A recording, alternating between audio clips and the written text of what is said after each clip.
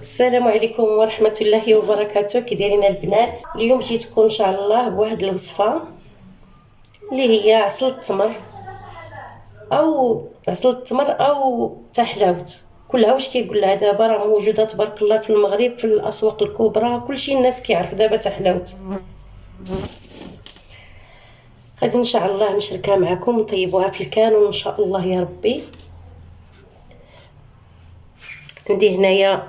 عندي هنايا عويدات القرفه، عود القرفه، وعندي شويه د القرنفل، ها هو داه شويه د القرنفل وشويه ديال الازير. من التمر بارده غادي نديرها مع لحقاش التمر ماشي قديمه ديال هاد العام، وغادي نديرها في هاد القماش هادي هكا، نديرها كميميسه هكا ونلوحها فيها. وعندي التمر ها هي مغسوله، كنت رغناها وخليتها رغنات واحد شويه حيت كانت قصحت مع البرد، وهذا قطرتها. دابا درتها في الطنجره، غادي ندير لها الماء اللي يغبي التمر، كديروا لها الماء اللي كيغبي التمر كيفوتها بواحد السنتيم.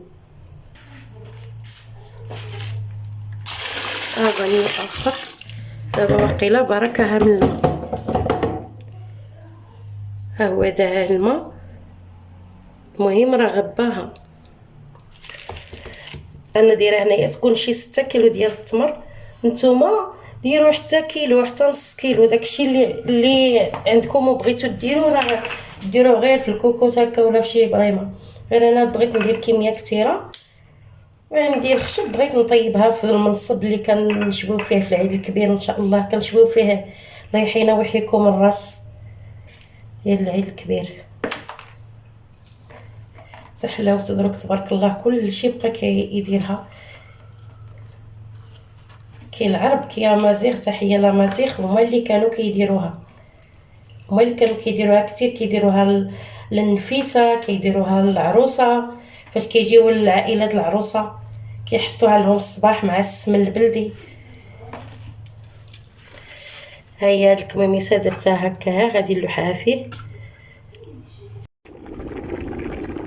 شوفوا البنات، من بعد ما طاب التمر ها ولات كتولي هذيك العظم ديال التمر كيولي بني حتى التمر عمالي دخان. شتي كيبان العظم ديال التمر بني. صافي دابا كنحطوها حتى كتبرد وكنديروها كتصفى شي حاجه د حياتي، ولا تبداي تصفي بشويه بشويه بشويه، عاد كترديها ثاني عاود حتى كتوجد، حتى كتعقد لك مزيان. دابا نخليكم ان شاء الله حتى نشاركها معكم ان شاء الله حيت توجد. ها هي البنات منين وجدات تحلاوت، خليتها حتى بردات. شوفوا القوام ديالها، ها نتوما كتجي هكا، خصها تكون ملبسه هكا يا في المعلقه هكا باش كتعرفوها راه وجدات. ها نتوما البنات، ها